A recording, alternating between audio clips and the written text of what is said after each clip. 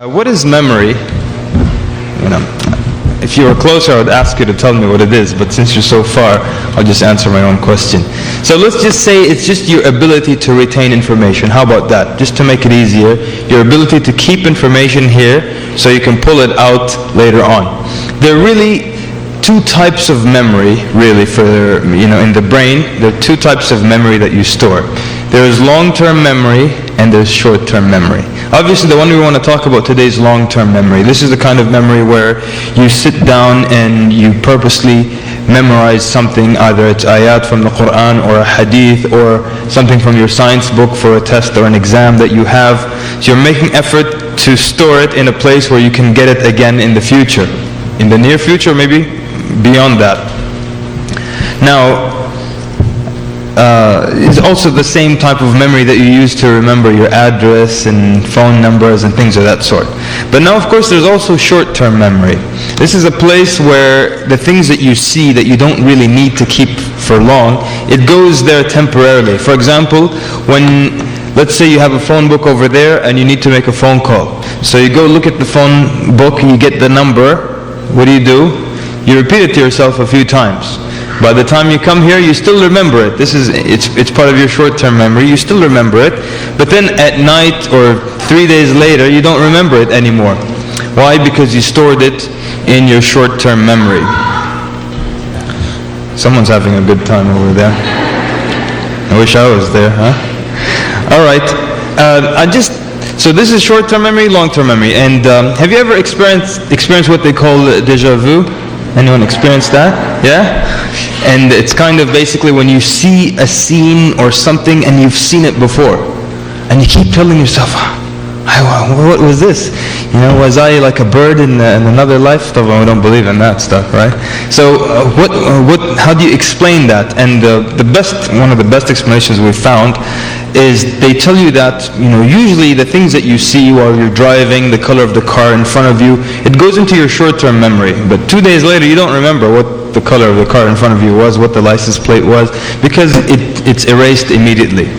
So they say that when you see something, instead of going to the short-term memory, by mistake, it goes to the long-term memory. And so you feel that you've seen this before, because you have a memory of this before. But it's just like an electrical mistake in the brain, where you just see something, instead of going to short-term memory, it goes to long-term memory. So that's kind of the phenomenon behind that. I need to speak louder still? Okay. A little bit more, I'm going to be having this for breakfast. So, okay. So now the other thing is, what's the golden age of memorization? Anyone know? Who can tell me when it ends? Naam? Somebody yell something out. 60? 40? No. No, the golden age. You can memorize the Quran until 60. I know of a sheikh, he memorized the Quran in his 60s. 12? No. Alright, stop guessing. I thought somebody maybe has read something. They tell you the golden age is basically from whatever you... Halas, we're done with that segment. So, until 23. That's the golden age. From whenever, 3, 4, 5 years old, until 23. That's the golden age. You can still keep memorizing, your brain still works beyond that, but this is the golden age. So those of you who haven't reached that age yet, take this opportunity. But let me ask you this, what are you here in the audience, what are you trying to memorize? Quran? Anyone trying to memorize anything else? No? Anyone just trying to generally improve their memory? When you get directions, you stop and ask someone for directions. He goes, at the next light, it's called this street, make a right, and then you'll see another road called this, make a left. You say, thank you. By the time you roll up your window, you forgot everything. Right? Okay. So generally, let's say the main point is to memorize the Quran, and then from there on maybe to memorize the adhkar, memorize a hadith, or memorize knowledge in general. And alhamdulillah, I see some more people today with papers and taking notes. That's good. Why memorize anything? And the scholars say that the thing about true knowledge is it's in the head. True knowledge is in the head. So if I would have lost my notes for this lecture today, I'll just have to come here and sing you a song, maybe dance or something, that's it. Because true knowledge is up here. There was a story of a man who went to copy this book. So he went and he traveled a long way through the deserts, and he sat down for months. He was copying this book. And then on the way back, he's got his copy now. This is way back then. They didn't have printing presses and copy machines. So he copied it by hand, the whole book. On the way back, their caravan was stopped by a bunch of like highway robbers. So the guy asked him, what do you have with you? He said, look, take everything I have. Take clothes, take my money and everything. But I spent the last year writing this book, copying it. And that's all that I came for. So just leave me the book. So the gang leader, he said, you spent your whole year writing this book? What if I just take it from you right now? And he took it from him. So the guy was a bully basically, but he learned the lesson that the knowledge should be up here and not just in notes. I'll tell you of a really weird man that we met in Virginia, in the United States. This guy, a friend of mine was talking to him, and he noticed like the man thinks of himself as a scholar, and he is below average in his knowledge, but he was talking like he's the scholar of the ummah. So my friend just wanted to test him because he was speaking a bit strange. He said, so are you telling me you have more knowledge than the scholars of Islam before, from Ibn Taymiyyah and so on and so forth? He said, yes, of course I have more knowledge than them. He said, how is that? He said, because you can ask me any question, I can go look it up. So mashallah, that's what a scholar is.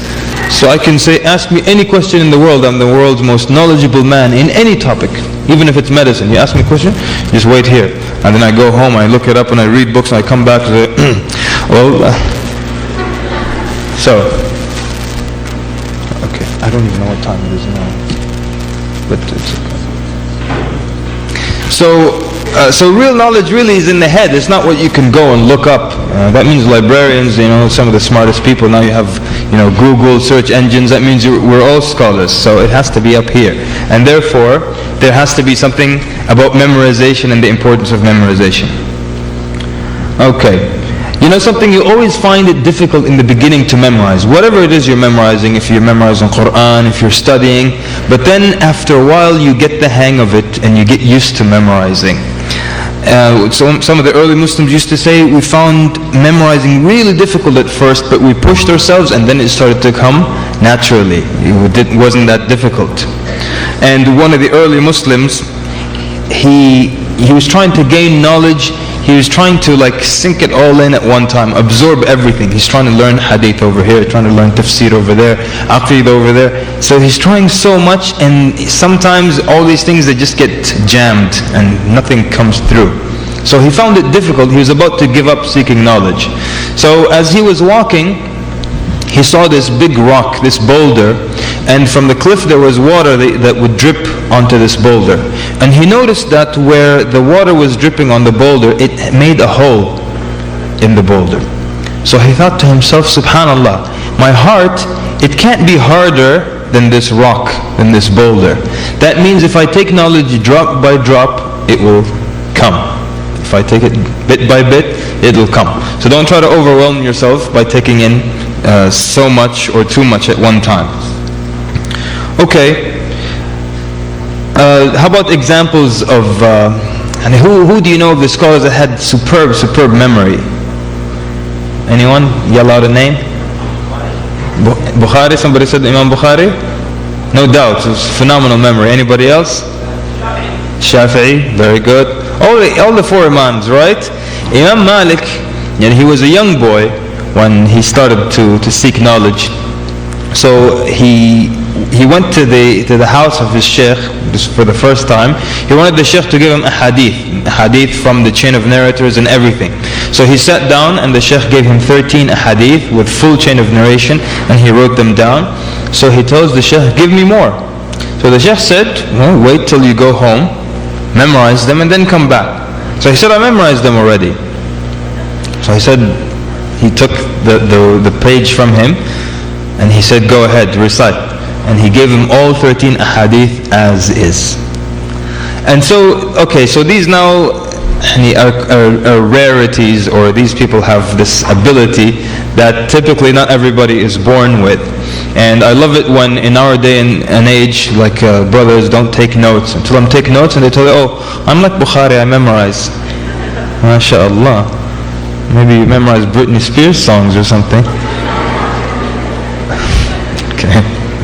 So, the point is, I mean, even Imam Bukhari himself, he used to write things down.